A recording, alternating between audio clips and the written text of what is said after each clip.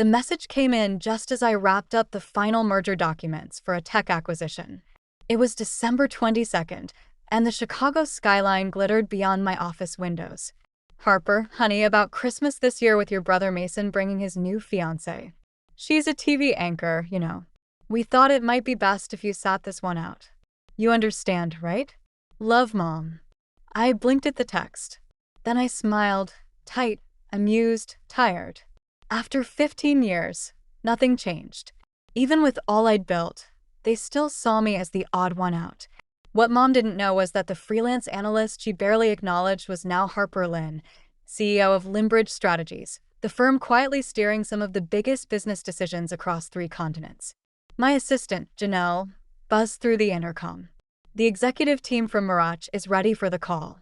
Thanks, Janelle, I said, straightening my navy silk blazer. They all still assumed I thrifted my clothes, and I let them. 15 years ago, I'd walked out of our Minnesota farmhouse after refusing a role at the family firm Lynn and Mason Holdings. You're being selfish, my father had yelled. You think you know better than all of us? Mason had chuckled from his leather chair, arms crossed. Let her try, she'll come crawling back. I never did. I moved to Chicago with nothing but a laptop and a vision. I built Limbridge from scratch, working impossible hours, risking everything. Now, Limbridge quietly owned minority stakes in half the firms my family dealt with. There was a knock. Miss Lynn, Janelle entered, holding a thick folder. The contract from Lynn and Mason Holdings, she said. It's ready for your signature. I smiled. So they needed help after all. I picked up my pen. Actually, Janelle, cancel it. Merry Christmas. The irony tasted better than any holiday wine. Lynn and Mason Holdings, my father's legacy firm, had spent the last 6 months scrambling for a strategic alliance with Limbridge Strategies. They had no idea the company they were chasing belonged to the very daughter they'd cast aside. I glanced again at my mother's message. Need to maintain a certain image. My email chimed. A new message from Mason. Harper, Mom told me about Christmas. Don't overthink it. You know how she gets with appearances. Besides, Melanie's career is very public. It's just cleaner this way. Maybe once you're established, things can go back to normal. Once I'm established, I echoed silently, staring at the 7-figure deal waiting on my desk. This partnership would unlock Lynn and Mason's international operations, a lifeline for them. I knew from our intel how much Dad had been boasting about it. All it needed now was one thing, my signature. Janelle returned, holding an iPad. Your father's on Zoom. He wants to confirm tomorrow's contract ceremony. I nodded and picked up the call. Harper Lynn speaking, I said, my voice calm and clipped. I always used my mother's maiden name in business to stay hidden. Hey, everything, my father said, chipper and formal, a far cry from the man who once called my startup a waste of potential. Just checking. Everything's on track for tomorrow, right? This deal is vital to our future. I thought of the Christmas dinners I wasn't invited to, of Mason's smug emails, of years spent as the family shadow. Actually, Mr. Lynn, I said slowly, I've been reviewing the terms. I have some concerns. Concerns. His voice cracked. But everything was approved. Things change, I replied. We should discuss it in person. Bring the whole family to the ceremony. Lynn and Mason is a family company, right? Of course, he stammered. My wife, Mason, Melanie, all your children, Mr. Lynn, I said firmly. A pause. Then, softer, well, Harper's not really involved. All your children, I repeated. Understood, he murmured. Good, I said and hung up. Tomorrow would be interesting. After my father ended the call, I leaned back in my chair, staring out over the glittering Chicago skyline. Tomorrow, my family would walk into Limbridge headquarters, expecting to meet a powerful but nameless CEO. Instead, they'd come face to face with the daughter they had dismissed and forgotten. Janelle stepped into the doorway once more. Shall I prepare the executive conference room for tomorrow's event? I nodded, running my fingers over the embossed contracts. Yes, and Janelle, make sure the photographers are ready. I want the moment fully documented, every single expression. That night, I stayed late, planning each detail. This wasn't just a signing ceremony. It was the moment everything would change. My family was obsessed with image, but they were about to see what earned power looked like. Christmas would never look the same again. By 6 a.m., I was already in my office. The 47th floor conference room gleamed. Fresh orchids, imported wood conference table polished to perfection, floor-to-ceiling views of the frozen lake below. Janelle appeared, calm as always. "Your family just arrived. Shall I bring them up?" I checked my reflection. Gone were the soft sweaters and modest shoes they were used to. Today, I wore a charcoal Armani suit, Louis Vuitton pumps, and my grandmother's Cartier watch, her final gift to the granddaughter they all underestimated. "Let them wait," I said, smoothing my jacket. "I'll make an entrance." 20 minutes later, I stood in my private elevator, watching the floors pass. My phone buzzed. Another message from my mother. "Harper, where are you? Your father says this meeting is critical. Don't embarrass us." I smiled, slipped the phone away. Through the glass walls of the conference room, I could see them. Dad pacing, Mom fixing Mason's tie, Melanie rehearsing her smile, and the senator board glancing at the contracts unaware. I gave Janelle a nod. She opened the doors. "Ladies and gentlemen," she announced, "Miss Harper Lynn, CEO of Limbridge Strategies."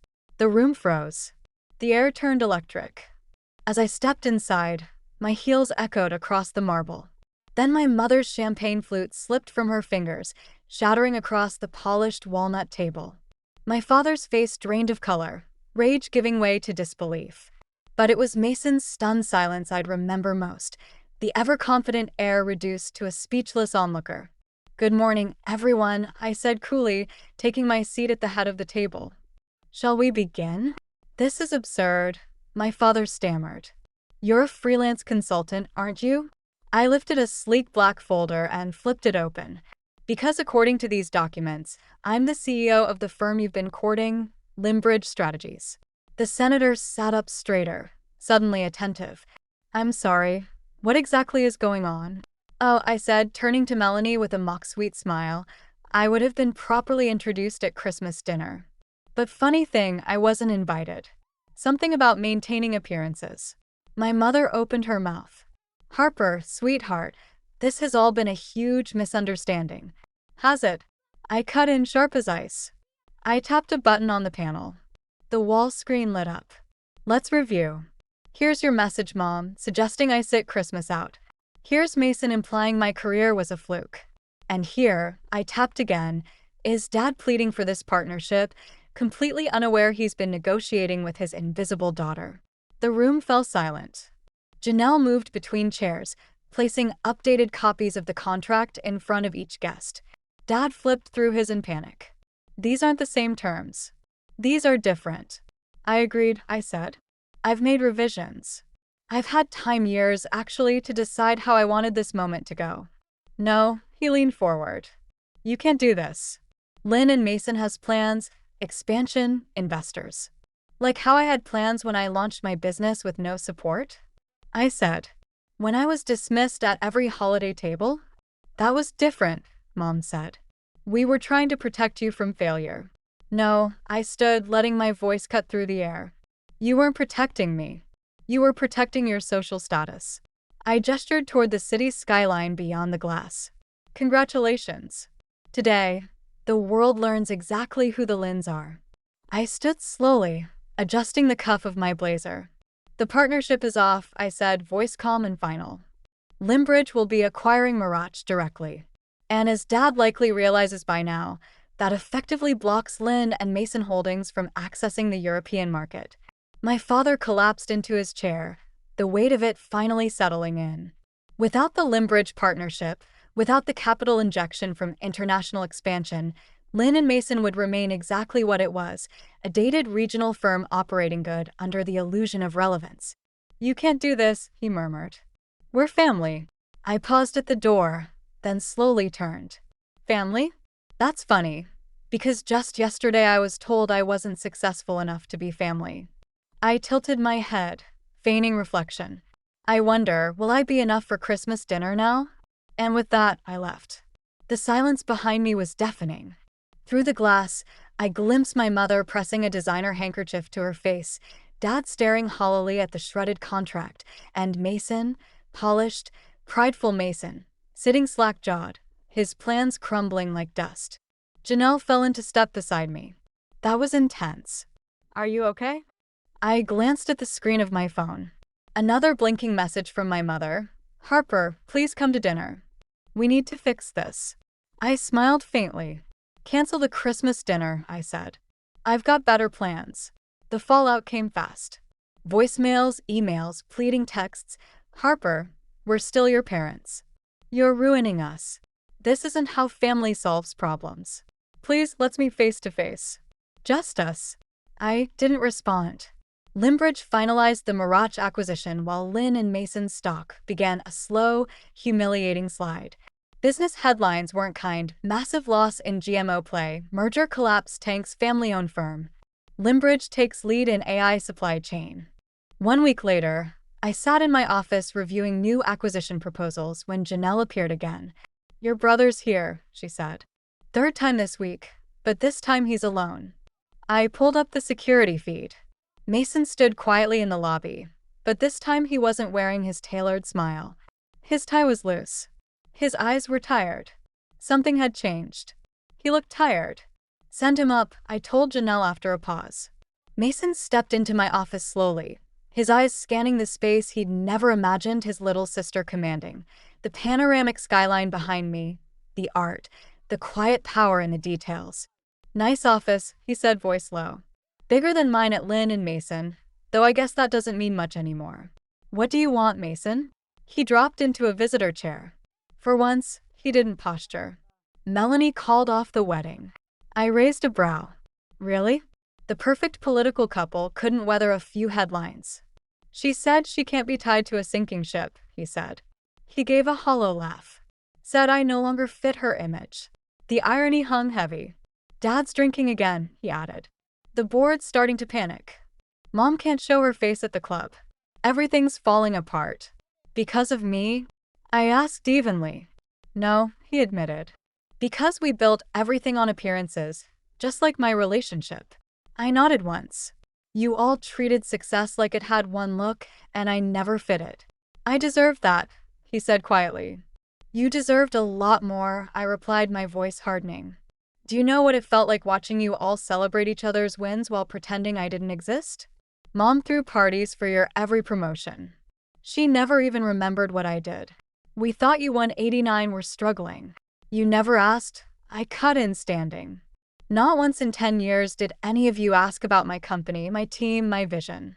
You were too busy dismissing me to see I had surpassed all of you. His silence said it all.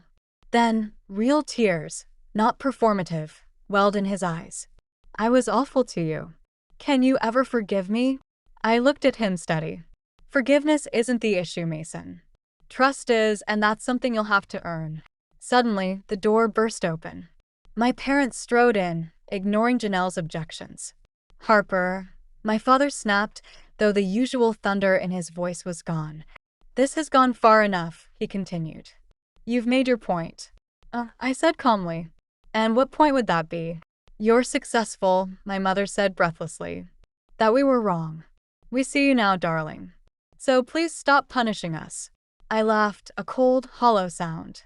Do you think this is about revenge? About proving I made it. I rose from my seat and walked to the window, staring out over the glittering skyline. No, this is about consequences. About finally making it clear that your choices, your judgment, your disregard, your arrogance have weight. We're your parents, my father said, his voice cracking. Everything we did, it was to protect you. I turned slowly to face them. No, everything you did was to protect your image. I gestured toward the headlines on my tablet. Well, congrats. That image is now shattered. A crumbling company, a disgraced engagement, and a family unraveling. What do you want from us? Mason asked quietly. What I wanted, I said, was your belief when I was building Limbridge. Your respect when I succeeded. To be treated like family, not like a mistake. I paused, letting the words settle. But now I don't want anything. My mother's tears began to fall, but I didn't flinch. I'd seen those tears before, when I didn't get into the right college, when I didn't take the job at the firm, when I let the family down. Please, Harper, it's almost Christmas. Ah, yes, I said coolly. The Christmas dinner I was too much of a disappointment to attend. Tell me, do you still need to maintain appearances, or did that vanish when your golden boy got dumped? My father stepped forward. Just tell us board seats, equity, a public apology, name it. I shook my head. You still don't get it. I don't want what you have. Limbridge is worth 10 times what Lynn and Mason ever was. What I wanted, I said softly, was a family that valued me. Not for what I could do, but for who I am. I pressed the intercom. Janelle, please escort them out and update the security list. Harper, please, my mother whispered. We can fix this. No, Mom. You don't fix a decade of dismissal with a desperate apology. As the door closed behind them, I sat in silence, city lights flickering below. Then my phone buzzed. Heard what happened. Your grandmother would be proud. Christmas dinner at my place this year, Margaret. I smiled, a quiet warmth spreading through me as if a weight had finally lifted. Sometimes, family isn't defined by blood, but by those who believe in you when no one else does. The next morning, I gathered my executive team at Limbridge Strategies. It was time. We were launching our boldest move yet, a complete restructuring of the consulting landscape, starting with the acquisition of 3 mid-tier firms across the Midwest. Lynn and Mason Holdings wasn't on the list. As I stood before the board, laying out our strategy, I thought briefly of the Christmas dinner happening in my parents' home. The glossy table, the curated wine, the hollow toasts, all of it built to preserve a crumbling illusion. Meanwhile, I was building something real. A week later, Janelle placed a small package on my desk. Inside was my grandmother's old leather business card holder and a note from Margaret. She always said you'd outshine them all. Looks like she was right. I placed it on my desk, right beside my nameplate, a quiet reminder. Success isn't defined by those who show up when you've made it, but by those who stood by you when you were still rising. My family had wanted to preserve their image. Well, they got one, just not the one they expected. And me? I had the one I earned, respected, fulfilled, and completely free. So when someone asked me later, "Do you ever miss your family?" I smiled, turned back to my desk, and said, I have a company to run. Because that was worth more than any seat at their table. If you've ever been underestimated, cast aside, or told you weren't enough, this story is for you. I didn't build my life to prove them wrong. I built it to prove to myself that I was right to believe in the quiet fire inside me. If you felt something in my story, leave a comment. Tell me what you overcame. Or just say, I see you. Because I know how much that can mean. And if there's one thing I've learned, it's this. You don't need their seat at the table. Build your own. And one day, they'll wish they had a place.